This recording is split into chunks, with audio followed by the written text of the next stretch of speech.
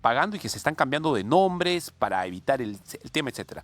Mi duda, y la duda que yo quiero compartir, primero quiero que me explique bien el tema y tratar de entenderlo con José Luis Tapia, conocido economista que hemos invitado acá en el set, que está aquí con nosotros, es si realmente fueron las grandes empresas las que no pagaron o este perro muerto viene sobre todo de las medianas empresas que quizá son las que más se han terminado aprovechando el asunto. Hola, José Luis, ¿cómo estás? ¿Cómo estás, Fabricio?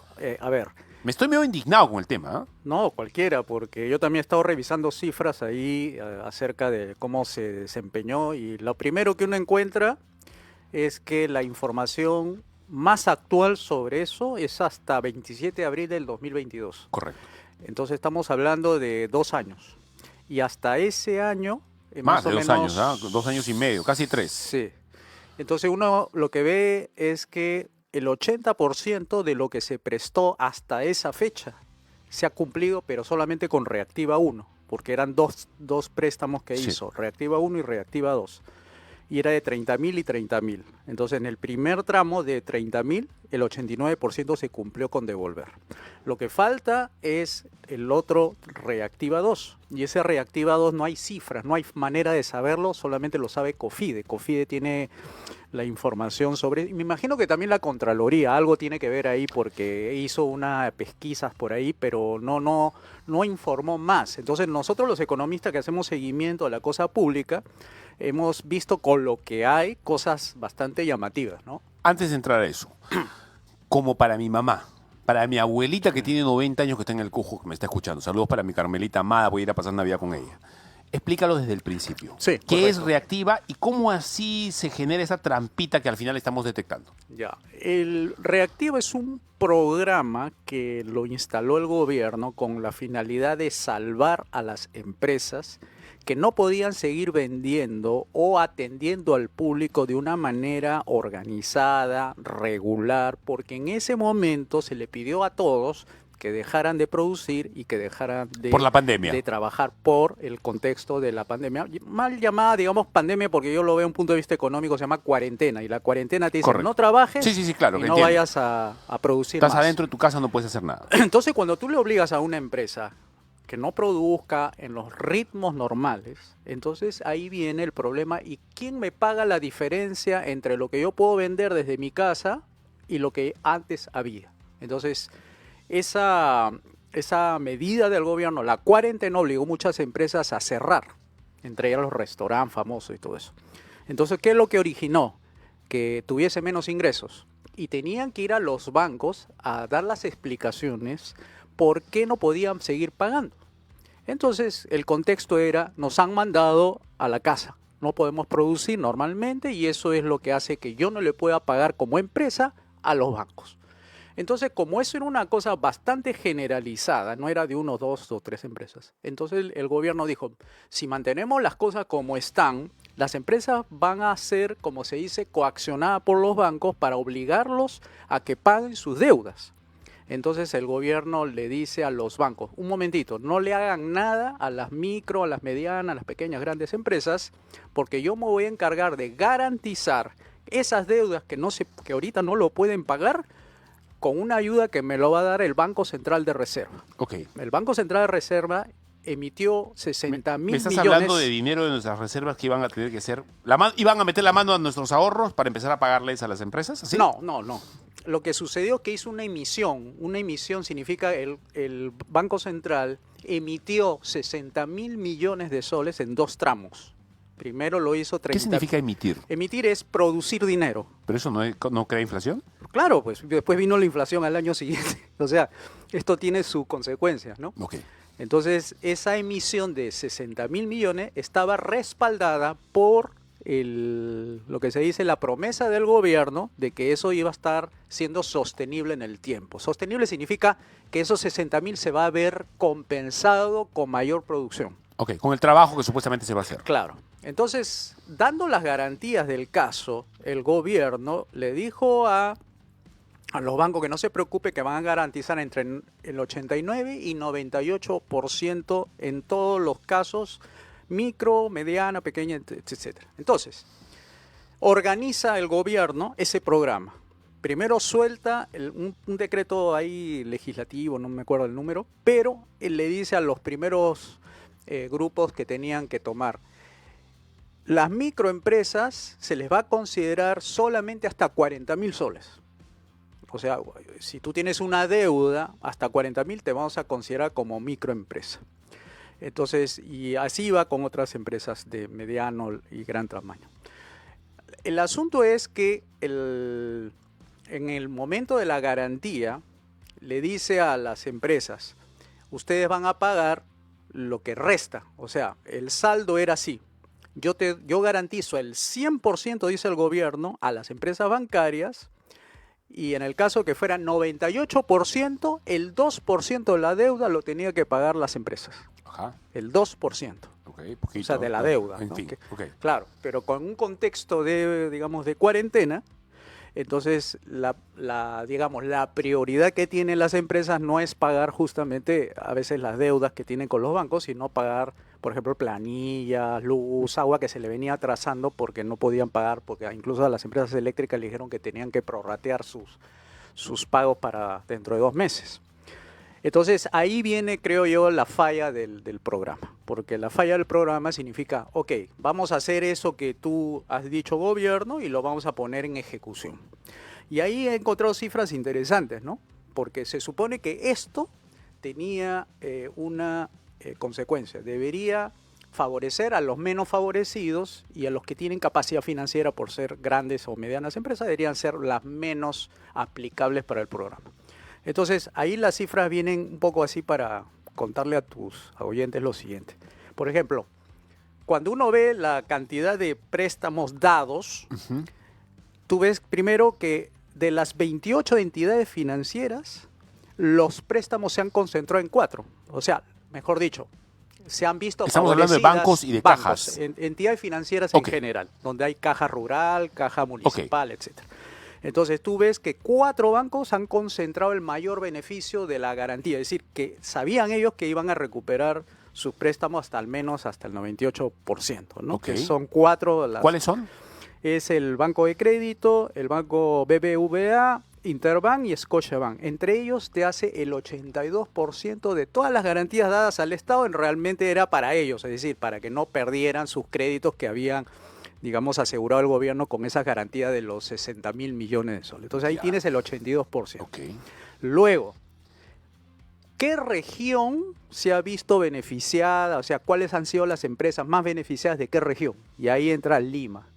Lima concentra el 60% del total de todos los préstamos que han sido concedidos para esas empresas. Pregunta, ¿Lima concentra cuántas empresas a diferencia del país? Para poder saber, porque 60 puede parecer mucho, pero si en Lima está el 90% de empresas importantes, entonces es entendible que sea así. Sí, en total las empresas fueron beneficiadas 441.000, de los cuales el 132.000 de esas 441.000 están en Lima. Y que te concentra el 60% de la garantía de los préstamos. Bueno, no sé si es muy... O sea, estamos hablando de menos de la tercera parte, casi menos de la cuarta parte incluso. Sí, porque es el 30%. O sea, a la cuarta parte, digamos, de empresas le cayó el 60% de las garantías. Entonces, tú tienes por ahí que de esas empresas, las limeñas te concentran el 60% del total de las garantías. 4 empresas bancarias de las 28 entidades financieras le garantizaron el 82% del total de los préstamos del Reactiva 1 y Reactiva 2. De esos, ¿cuántos pidieron reprogramación? Quiere decir, y yo le estaba dando no puedo pagar, por favor, dame un poquito más de tiempo. Exacto, o sea, ahí se prolongó 2 años más. Sí, claro. Ahí más o menos han sido el 48% la mitad de todo, exacto, casi la mitad, o sea, unos 15.000 millones dijeron, deme más chepa, o sea, deme más tiempo para seguir pagando lo que debo. O sea, 48%, o sea, la mitad de casi todos los beneficiarios, ¿no? Entonces, esto revela varias cosas, ¿no? Primero que, a ver, ¿cuántas empresas fueron las beneficiadas? De las microempresas, 360.000. O sea, del total de 441.000 empresas beneficiadas, 360.000 fueron microempresas. Pero las microempresas solamente llegan a un pequeño digamos, beneficio. O sea, el 11% de todo lo garantizado fueron para la microempresa. O sea, del 100%, el 11% a esas 360.000 microempresas, el 11% del total, mientras la empresa pequeña, mediana y gran empresa se llevan el 89% de las garantías. Entonces, ya uno empieza a observar eso, ¿no? Y decir, bueno, ¿a quiénes ha beneficiado? Prácticamente entre la mediana y gran empresa han sido los principales beneficiados, ¿no? Ahora, ¿y es cierto eso de que hay empresas que se están cambiando el nombre para no pagar las deudas? Supongo que sí, no, ¿Cómo, no me así consta. ¿Cómo así podría ser esa jugada? Porque, digamos, a ver, liquida la empresa. ¿Ya? Liquida, o sea, liquida significa darle de baja al RUC. ¿Bancarrota es eso? Sí, bancarrota, quebró, no puedo pagar, entonces al final las deudas que tiene con sus trabajadores, todo eso se tiene que pagar. Entonces declaran eso de esa manera y entonces se salva, digamos, de alguna manera de no pagarle al banco de manera inmediata. Tú sabes que hay una prelación en los pagos cuando tú tienes deudores. ¿Qué significa prelación? Prelación significa prioridades en el momento de tú hacer tu liquidación. Lo primero que te dice, cumple con la Tus SUNAT. deudas. Sí, primero ok. con la SUNAT. Ok, primero. Bueno, en fin. ya. Segundo, con los No trabajadores. entremos en ese tema porque ahí los dos vamos a estar de acuerdo y le vamos a dar duro al tema de los impuestos. A ver, en fin. En el segundo lugar vienen los trabajadores. Deuda con los trabajadores. Tercero, con los proveedores. Cuarto, con las entidades financieras. Entonces ahí ya tú sabes por qué razón prefieren decir, bueno, se me fue todo en los primeros 4 y no te alcanzó para ti, banco. Sí, claro. Entonces ahí tiene una manera de zafarse del problema. Pues. Entonces, como las deudas no se heredan, entonces porque es entidades, personas jurídicas, empresas, no es que se va con la persona, sino con la persona Ya, jurídica. ¿y por qué la salida, o no sé si la trampa, pero digamos, la salida más propicia sería el cambio de nombre? Bueno, ahí sí ahí sí no te tengo una explicación, porque si yo liquido la empresa y hago todo Yo no para tengo plata pagar, para más. claro. ¿De qué me sirve cambiarme el nombre? Claro, ahí tendrías que crear una empresa nueva y ser sujeto. A no ser que tú tengas una caletita, ¿no? Un guardadito, no hayas declarado todo el dinero que realmente te sobró. Ah, puede ser, puede ser. Quizás Pensando mal, tienes por tu bolsita, supuesto. ¿no? Tu bolsita de Sí, platita de exacto. reactiva que tienes ahí Es- guardadita y no quieres decir de dónde salió, Ajá, me cambio el nombre y exacto. comienzo de cero. Podría ser. Eso es exactamente. Podría ser eso. Podría ser eso. Interesante, ¿no? Bueno, a ver, piensa mal y acertarás. En fin, a ver, entonces, a ver, tratando de pensar bien con el señor Martín Vizcarra, alias el Lagarto, él podría decir, oye, yo lo hice esto para salvar salvarlos a la gente pues, que estaba chambeando, a las empresas, a las medianas, etcétera. No me pueden echar la culpa por la buena actitud, por la disposición positiva que yo tuve. Lo que pasa es que hay varias formas de salvar a empresas, no solamente dándole este programa. Por ejemplo, pudo haber reducido impuestos, que era una forma también de aliviar. Porque mira, imagínate si tenía que pagar en marzo. Marzo comenzó la cuarentena. Si tenía que pagar en abril, a ver, sus impuestos por el tema de la cuarentena, no paga. No, pues, José Luis, pero discúlpame, no seas así. O sea, achicar impuestos es que se perjudique el Estado. El Estado no se perjudica nunca, ¿no? Supuestamente el último que se perjudica es el Estado, que nos perjudicamos nosotros, ¿no? Sí, pero si que se hubiéramos perjudique el tenido ciudadano primero. unos buenos políticos le hubieran dado esa ruta al gobierno. Porque ¿no? la idea es que si alguien se tiene que perjudicar acá, que se perjuquen el Claro, Estado, el no nos Estado. perjudiquemos nosotros. Claro, Nosotros porque- no somos el Estado, ojo, ¿ah? No somos del Estado, porque ahí, por ejemplo, técnicamente el Estado, el gobierno, es un empleado para nosotros. Nosotros le pagamos. Es un servidor público, Claro, nosotros le pagamos para que haga cosas. Ese es el gobierno. Entonces Y si alguien se tiene que perjudicar, tiene claro, que ser. yo como soy el que pago, mando, pues, ¿no? O sea, yo le estoy diciendo, señor, usted tiene una constitución, el cual usted tiene que cumplir, estos son sus deberes, así que si usted tiene un problema, yo no me tengo que sacrificar, sino usted es el empleado, yo soy el jefe de usted, no tengo por qué yo si estoy poniendo el dinero ahí. Perdón, ¿cuál fue la política de Martín Vizcarra? Primero, seguramente es reprensible, yo estuve en total desacuerdo en su momento, seguramente varios economistas también, quizá Sí, entre ellos tú, por supuesto. de cerrar la economía como se Sí, cerró, sí. de acogotarnos en una jaula y meternos adentro como si fuésemos, exactamente. como si fuésemos pues, Estados Unidos en la mejor época o antes, salir adelante sin trabajar, en fin.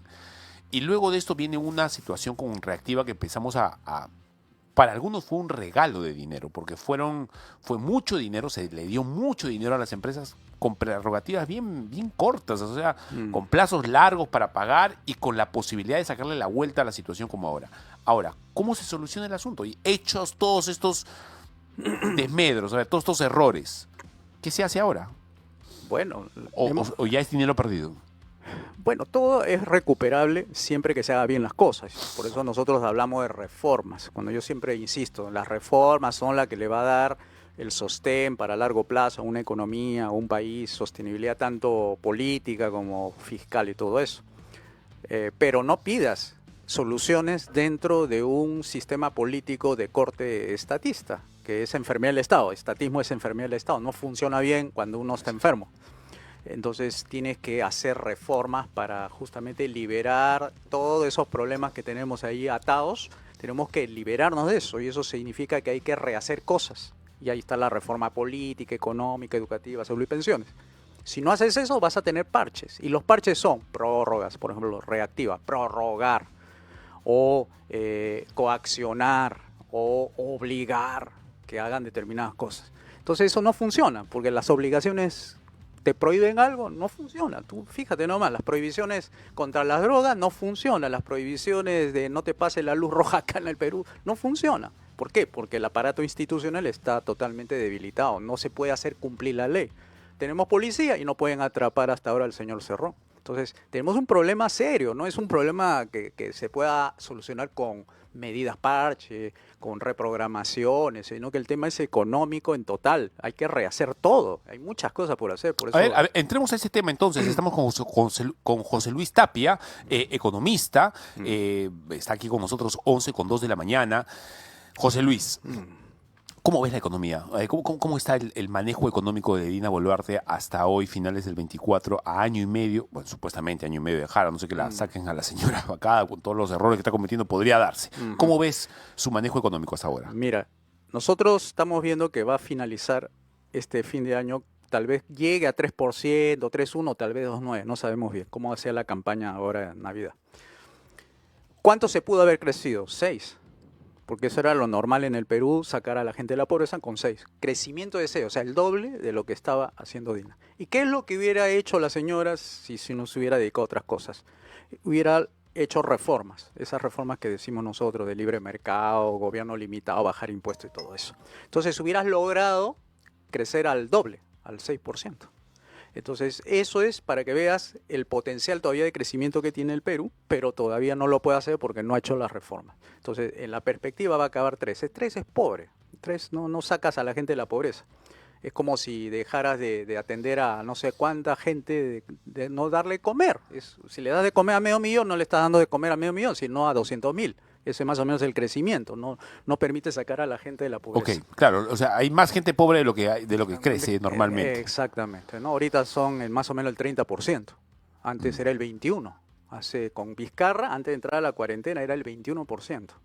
Y ha aumentado 9 puntos, o sea, han entrado cerca de 4 o 5 millones más de lo que había. O sea, con pandemia, con Castillo y con Dina, sí.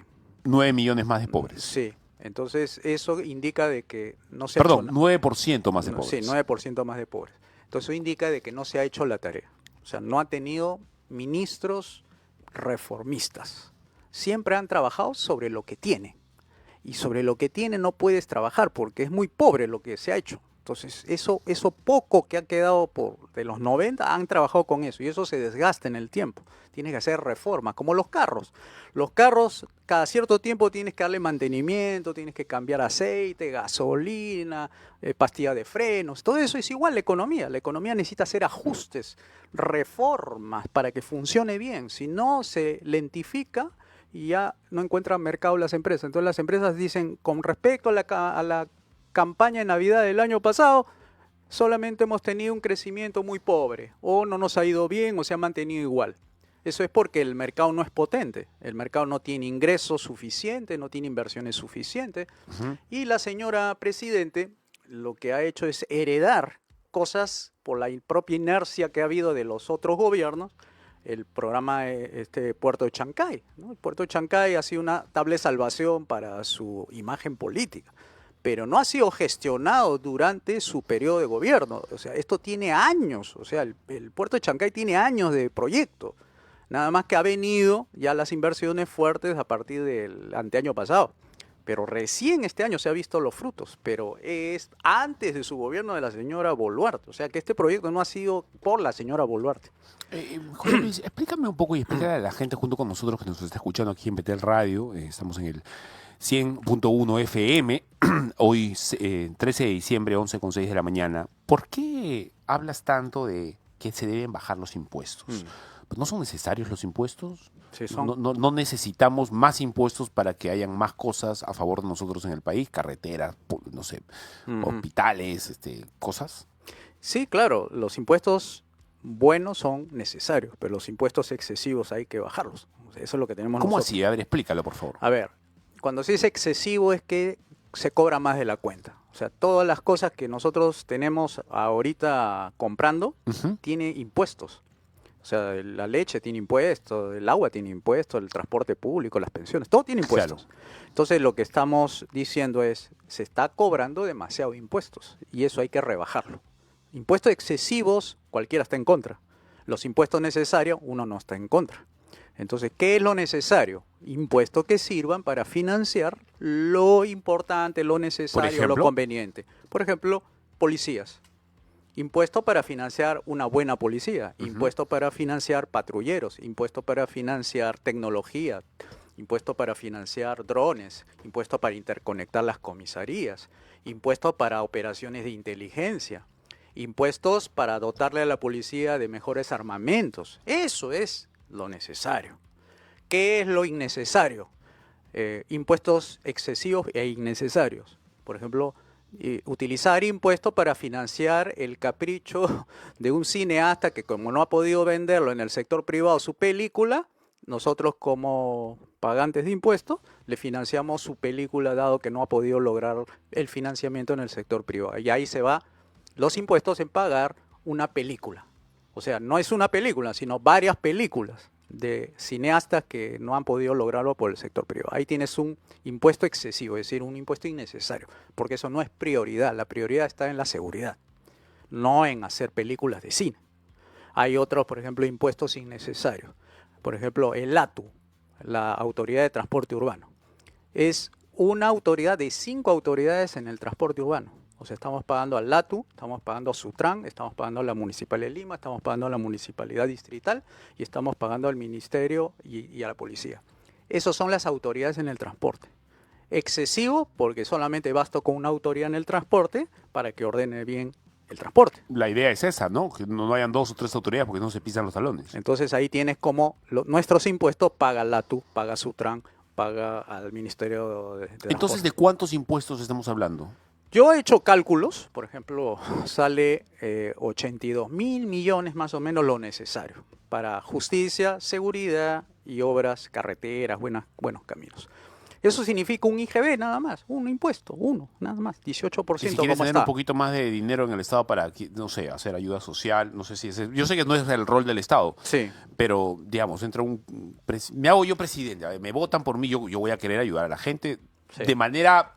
A ver, de ánimo personal, no porque tenga la obligación, sí, sino porque quiero hacerlo. Quizá hubo impuestitos más pues para darle comida a los chicos en el colegio, no sé. ¿O a no? ver, es que por eso digo, como es un programa de reformas, entonces el conjunto de reformas te va a dar el dinero. No es cobrar más impuestos para ayudar a los pobres, sino es cómo ayudas tú a los pobres no utilizando dinero del gobierno cuando pueden ayudar otros sin dinero del gobierno.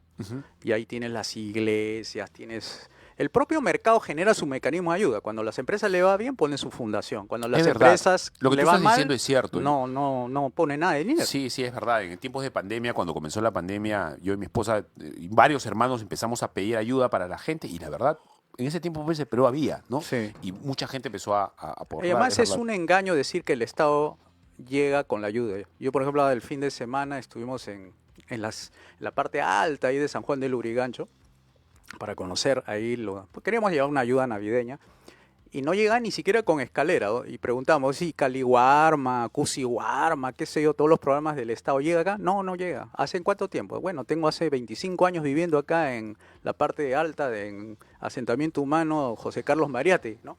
Entonces el Estado ni siquiera con escalera, ni siquiera con ayuda social. Decir que el Estado puede ayudar, yo creo que es media verdad o media mentira, no sé, pero no llega, por lo menos en esos lugares. Entonces, la cobertura del Estado es peor todavía, porque cuando trata de ayudar, se le filtran gente.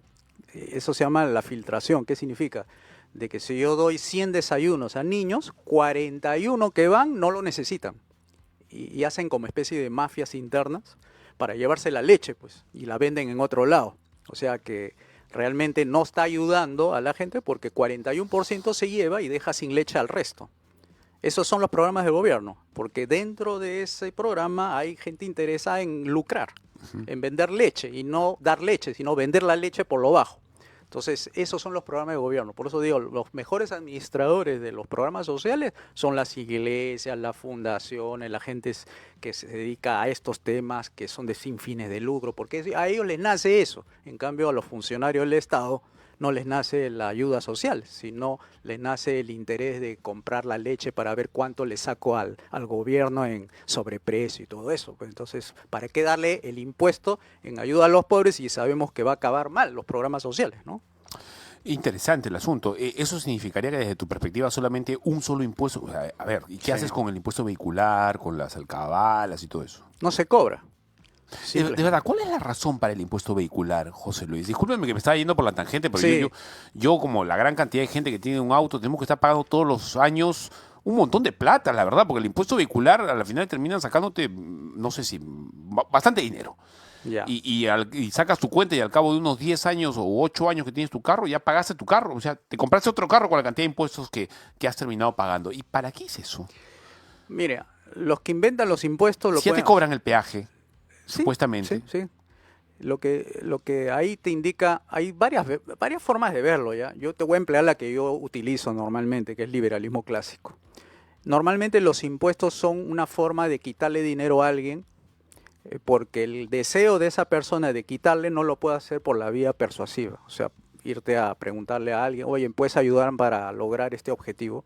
En el caso del impuesto ese que tú me dices, el predial, dicen que es para fines de mantenimiento de pistas, etcétera, ¿no? Que los carros utilizan las pistas y malogran las pistas y entonces hay que hacer dentro de ese impuesto digamos, del auto, hay que cobrar esos daños, esas externalidades negativas que tiene estos autos. Entonces, el fondo del asunto no es ese. El fondo del asunto es que por ejemplo, ¿quién puede demostrar que ese impuesto Se usa para eso. se usa? Que se demuestre que lo han utilizado para los fines. Entonces, eso simplemente es un botín, digamos así, ¿no? Porque de ahí van a meter la mano y van a servir para gasto corriente, que es lo normal. Tú sabes que el Estado, en total de lo que recauda, 71% se va en gasto corriente. O sea, gasto corriente, ¿qué cosa? Sueldo, salario, agua, luz, papel higiénico, cafecito, galletitas y cosas por el estilo. Entonces, ese 71% es sueldos y salarios, lo cual mantiene contento a una clientela política que serían los trabajadores del Estado. Y el 29% sería el gasto de inversión. Gasto de inversión se refiere, por ejemplo, Obra pública. Obra pública, compra de patrulleros, no sé, diálisis, camas. Entonces me estás diciendo que una de las salidas desde la perspectiva que tienes tú del liberalismo clásico para empezar a solucionar el problema del Estado grande es que despedir gente, achicarlo. Por eso te explico, ¿ves? De nuevo, las reformas. Porque una cosa tiene que compensarse con la otra. O sea, yo no puedo... O sea, menos sueldos es votar gente, ¿no? O sea, yo no puedo hacer esto. Votar gente y dejarlo a su suerte. Lo que tengo que hacer es reducir el tamaño del Estado, eso es lo que estamos proponiendo, funciones más que tamaño, funciones. Y el resto de los que no van a estar, por ejemplo, Ministerio de Trabajo, Ministerio de Industria o Producción, Pesquería, ¿dónde lo reasigno? En donde se necesita. ¿Y dónde lo necesito?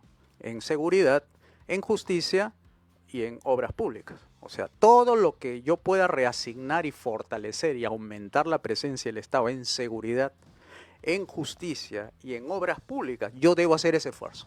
Entonces ahí viene el primer grupo, lo reasigna, es decir, saco del Ministerio de Trabajo, lo pongo en el Ministerio de Defensa. O sea, si el Estado tiene que ser grande en algo, es en los músculos del brazo y de las piernas, no en la panza, ¿verdad? No tienes que engordarlo Exacto. todo. Buena la Si metáfora. tienes que hacerlo Exacto. grande, hazlo pues en los músculos que van a funcionar. En lo que hace a la gente Que es ponerla- seguridad, necesitamos seguridad, claro. sí. Necesitamos una mejor judicatura, el que el sistema de justicia funcione, sí.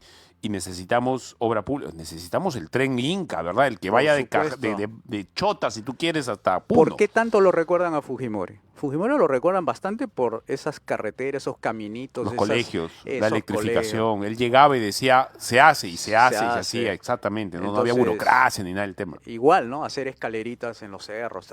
Todo eso forma parte del cambio de, digamos, para una persona, ¿no?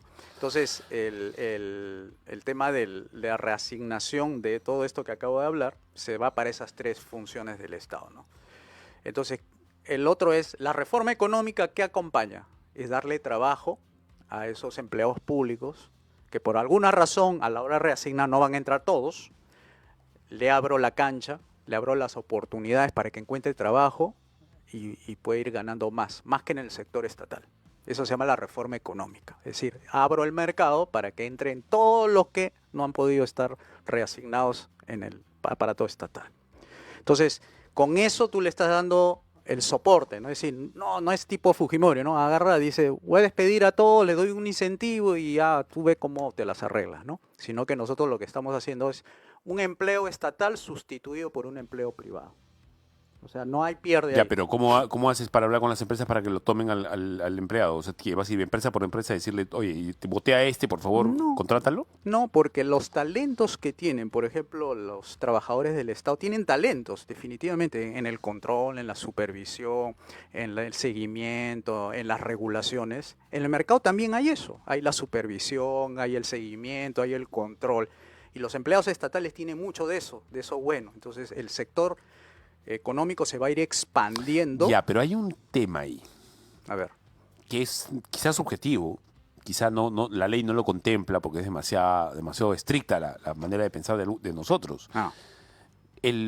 Normalmente, no sé todos, pero normalmente el trabajador público es un trabajador que está acostumbrado a un tipo de chamba sin la presión de la chamba privada, un poco amodorrado, quizá, no en todos casos, yo no estoy generalizando, pero se tiende a pensar eso. Entonces tú sacas a una señora, a un señor que tiene 20 años trabajando en el Estado con un ritmo de trabajo, quizá un poco burocrático, no sé si lento, bueno, así se trabaja pues en el Estado, ¿no?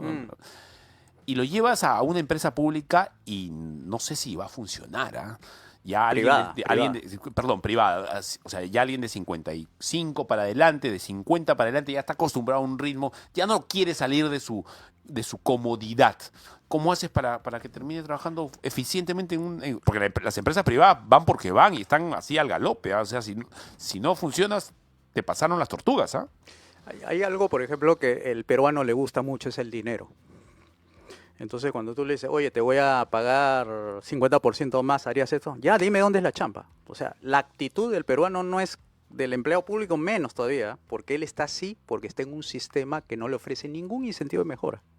O sea, no es como el sector privado, ¿no? Que se maneja por otros incentivos, el Claro. premio, el reconocimiento, un buen ambiente laboral. A veces eso pesa más que el mismo sueldo. Quizá mi perspectiva, o la pregunta ha sido un poco prejuiciosa, porque lo que tú estás diciendo también es verdad. Ojo, Sí. claro. Entonces, y encima tiene familia detrás. Entonces la familia lo va a presionar. Oye, ¿qué haces en el Estado ganando 1.500 soles cuando tú acá en el sector privado, según me han dateado mi vecina, mi vecinito está ganando más de 3.500 soles por medio tiempo? Entonces, oye, ponte las pilas. O sea, la presión de la familia también es muy importante para cambiarle la actitud a un empleado público que ha estado 20 años, como tú dices, en un solo ritmo, versus una mejora sustancial de su nivel de vida. Porque ahora ya, teniendo 50% más de sueldo, ya le cambia la perspectiva. Es decir, ahora puedo pagarle la universidad a mi hijo, ahora le puedo pagar la educación privada a mi segundo hijo. Ya tengo como para ahorrar, ya tengo para salir el fin de semana. Entonces, si todo eso implica sacrificarme por mi familia, lo va a hacer, porque la familia es importante. Entonces, esa actitud cambia. Mira, muchos empleados públicos fueron despedidos en los 90. Algunos hicieron su taxi, fíjate, se salieron de ser empleados de ventanilla a ser taxi. Y en taxi ganaba más de lo que ganaban en... Por eso todo el mundo se metió a hacer taxi, porque era la necesidad y además era un buen elemento de hacer caja, hacer ingresos. O sea, el recurseo es verdad. Eso es, en todos lados vas a ver cómo la gente se recursa. Siempre que haya oportunidades. Por si no hay, obviamente pues la gente va a decir, prefiere la comodidad al esfuerzo, ¿no? José Luis, de verdad muchas gracias. Siempre es muy agradable conversar contigo y ojalá que las ideas, que son las ideas de la libertad finalmente, las buenas ideas de la libertad, siempre digo yo, porque hay algunos que malentienden la libertad y te quieren hacer pasar cosas de contrabando que no son libertad, son libertinaje o es imposición de mis ideas diciendo yo tengo la libertad para hacer tal cosa, como el tema de la unión civil, por ejemplo. Es un mal entendimiento. Nosotros hablamos de proyecto país. O sea, estas ideas de la libertad que tú señalas, nosotros lo transformamos en proyecto. O sea, yo no solamente tengo ideas, sino tenemos un proyecto político, un programa, un plan, una hoja de ruta. Ese proyecto país se basa en el liberalismo clásico. Se fundamenta en la Biblia, se fundamenta en todas las experiencias que han habido en el mundo con los países excomunistas, con los países asiáticos, que ahora son pues las estrellas en el firmamento capitalista. O sea, esto es un proyecto país, lo que estamos proponiendo nosotros dentro del Instituto de Libre Empresa, dentro del Movimiento 5 Reforma, el Foro Liberal de América Latina, el Frente Nacional de Derechos Liberales, eso. Necesitas una imagen de un líder providencial, alguien que comunique de la manera que la gente lo tiene que entender. Ya vamos a hablar, yo me voy a lanzar a presidente, ya lo decidí. Yo voto por ti, yo voto por ti. Bien, muchas gracias, José Luis. Muy amable. Dios te bendiga.